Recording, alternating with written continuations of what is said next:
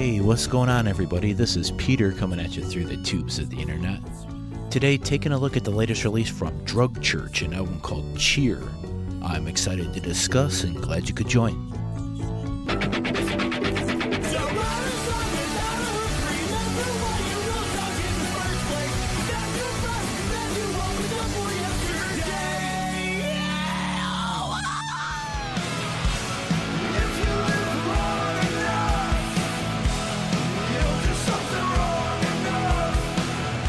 Fast Facts. Cheer, released November 2nd, 2018 via Pure Noise Records, is the third studio LP from Albany, New York-based hardcore act Drug Church.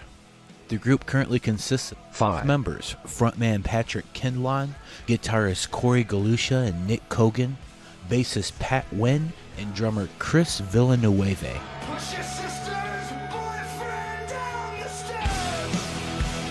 Backstory. Drug Church have dropped 3 albums in 5 years, and that's a nice introductory run and pretty typical of any contemporary in their genre. But vocalist Patrick Kindlon's also released a huge volume of material and is probably better known for his other project, Self Defense Family, aka End of a Year. He's a key member responsible for over 30 releases with the Avant-Garde NY collective. And while Self Defense Family focuses more on the experimental elements of their sound and boasts a huge roster, Drug Church is more conventional in size and their approach to the punk style. Cheer grabs riffs from early 2000s pop-punk heavy hitters and takes them to their most gritty extreme. Familiar rhythms are overlaid with high harmonies and chugging, sludgy guitars to give Drug Church's latest its own unique sound. Lyrics address being crushed economically and are packed with wit for the album's full runtime. Drug Church drilled down on their best qualities for LP3, and it's my favorite album of 2018. Track-by-track analysis. This release has 10 tracks and clocks in at 33 minutes. It's the perfect length and the record's perfectly paced. Not much else can really be said here. It maybe takes the album a minute to spin up to its full potential, but once you hit the halfway point, this thing is rock solid on through to the end. Track 1, Grubby.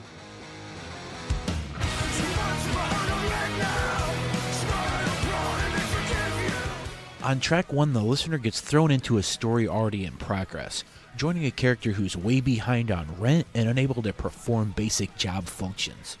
There's a huge amount of story progress taking place on the minute and change this song offers, and that trend continues throughout the full runtime of the album. Here, Kindlon details a balancing act between shitty work performance and getting by on charm. Blasting punk instrumentals crank the energy up as he pits general likability against dying of exposure in the streets. Lyrics also explore infantilizing factors stunning Kindlon's adult relationships. From cartoon room decor to being treated like a peon at work. Maybe he's a chronic fuck-up on the job, but he's also not incentivized to achieve more. There's tons of interesting ideas on this intro track, and it's a great start.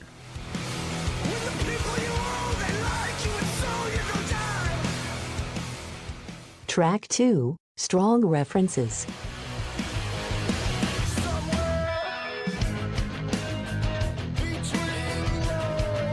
This second cut has an exploitative feel. It just kinda oozes a sleazy quality. It takes place at a modeling shoot, and Kindlon focuses on the transactional flesh for cash dynamic of this meeting. There's a photographer buttering him up with lavish compliments, and then slipping in a request to show more skin. Verses here resolve to the line, considering this shoot took place during a time of self-loathing and a fucked up fight-picking phase, as he puts it, it's clear that Kindlon wasn't at the top of his game during this period of his life. Everything seems above board, but there's just a subtle hint of pushiness. Like, if someone's forced into this position because they're being crushed financially, can you really call it consensual? It's heady stuff, but the bleakness comes in the form of dark humor, and the instrumentals keep the energy up. Chugging verses give way to soaring choruses, and both are done by sheer brute force with the rhythm guitar. Another great tune all around here. Strong References is a strong track.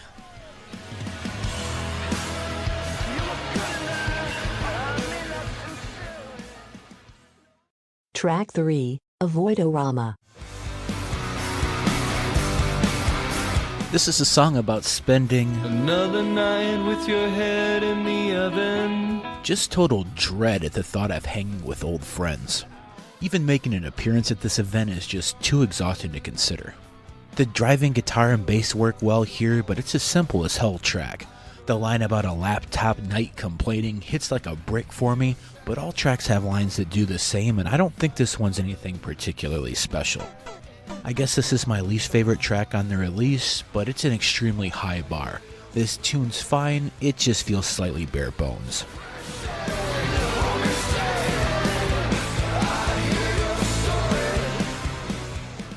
Track 4, Dollar Story.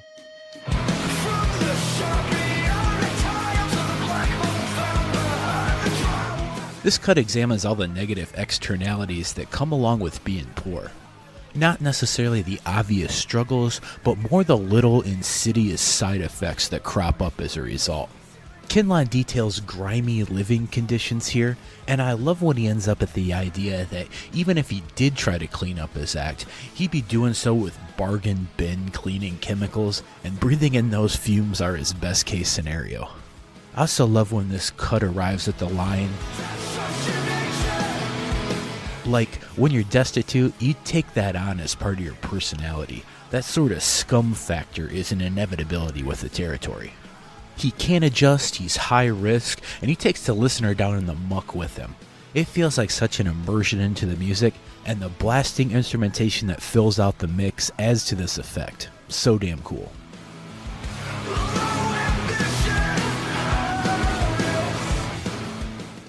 Track 5, Unlicensed Guidance Counselor.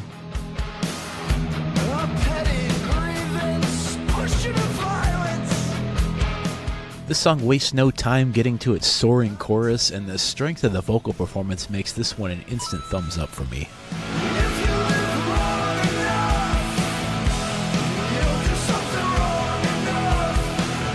I'll admit I wasn't always sold on the vocals for this release, but this track turned my opinion around completely. The melody here could go toe-to-toe with the greats of Americana rock and absolutely hold its own. It's anthemic and it carries the tune. Lyrics here somehow strike a balance between being hyper-specific and also broadly relatable. Lines employ cliché platitudes but twist them just a touch so they seem fresh and distinct.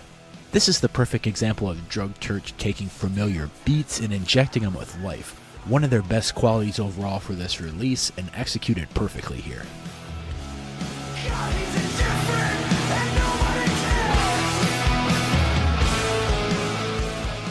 Track 6, Weed Pin.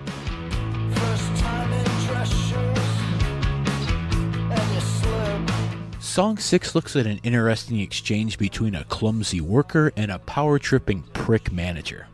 It's a tale of contamination and the reactions to it. On one hand, we have the holier-than-thou dork, a condescending boss laying a guilt trip on a peon worker. His comically over-the-top lines about halting the march of progress come across as finger-wagging horseshit. And then there's the other character whose accident caused the problem, and rather than being apologetic, he has a relentlessly full-throated fuck you as a retort.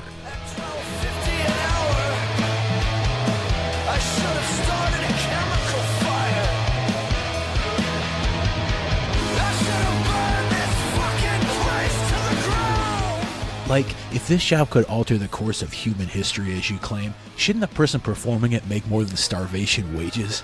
The power dynamic is just so skewed on this track, and it really highlights the sanctimonious bad faith argument made by the boss. I couldn't imagine a better articulation of the concept.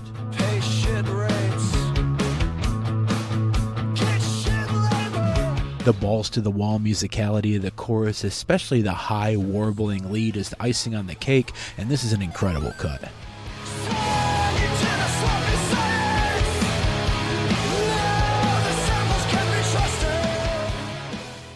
Track 7, Unlicensed Wall Monitor.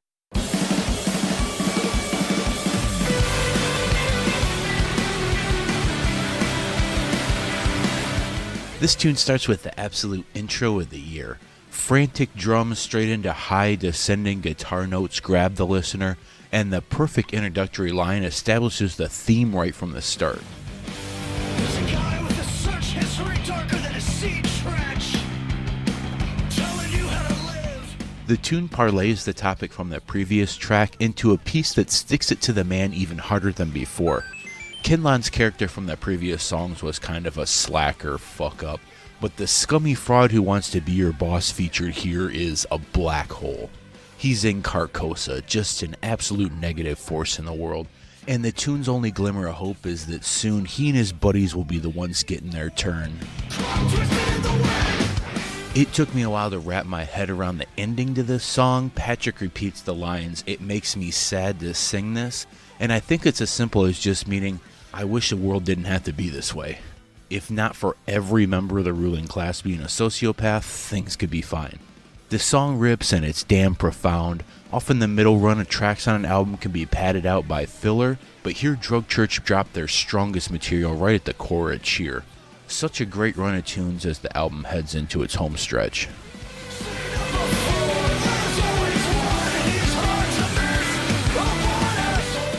Track 8, Foam Bit.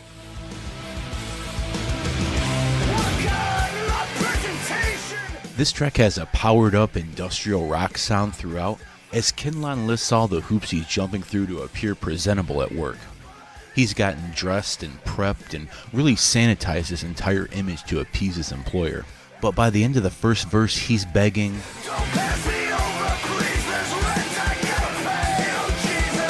That last overstuffed line has a frantic feel that barely fits the meter of the song, and it really makes the desperation come through strongly. The character ends up seething with anger by the end of the cut because all of his effort is for naught. He's getting no recognition for his actions from an employer only interested in extracting the maximum value from his labor. The song gives off a great vibe of being wrung out and drained.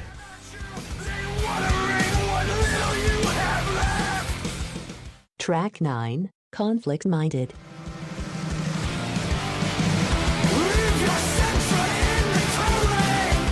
Track 9 finds Kinlan being spread too thin and forced to make compromises as a result. He's got to ditch his car and dip out of huge life events because of other commitments, and clearly it's leading him to a dark place mentally. Driving hardcore instrumentation builds the intensity of this tune right up to the point of a parking lot brawl breaking out in the track's story. And then halfway through the runtime, the overdriven guitars drop out and the music shifts into a bass groove for the breakdown. When the lyrics resume, it's a complete switch in terms of tone and delivery. This comes courtesy of a vocal feature by Husbandry's Karina Zachary. The calm, spoken word foreign language line delivery she begins with is in stark contrast to Kinlan's throat-shredding screams from a few seconds earlier. Eventually, Zachary transitions to English lyrics, and she does so with a smooth, prog rock-inspired vocal. The instrumentals also make this shift along with her, and the tune somehow handles the genre switch effortlessly without missing a beat. More incredible stuff from Drug Church and Co. here, and the female vocal brings a cool new sound late in Cheer's runtime.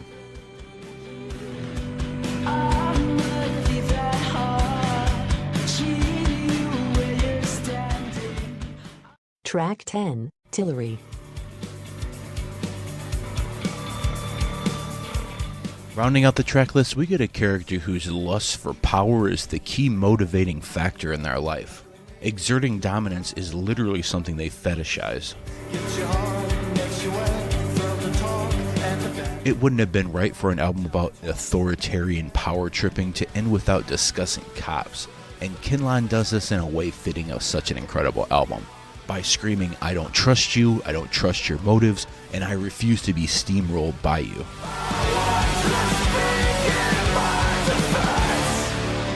This song has a simple outro with just a couple alternating notes, and even though it lasts longer than some full songs on this release, it's really captivating the whole time and a beautiful end to the album.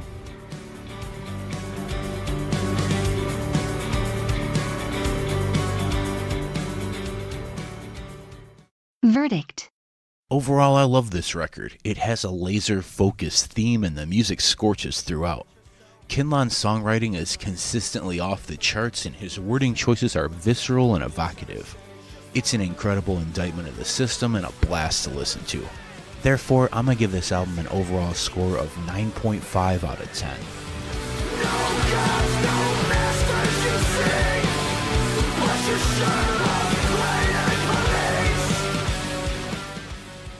So that pretty much wraps up my thoughts on the record. Let me know in the comments what you thought of the release, my critique, or the review format in general. Making this is a lot of work, but also fun, and definitely worth it if it helps some people wrap their head around the record. Thanks for listening, and I'll catch you next time. It's a series of tubes.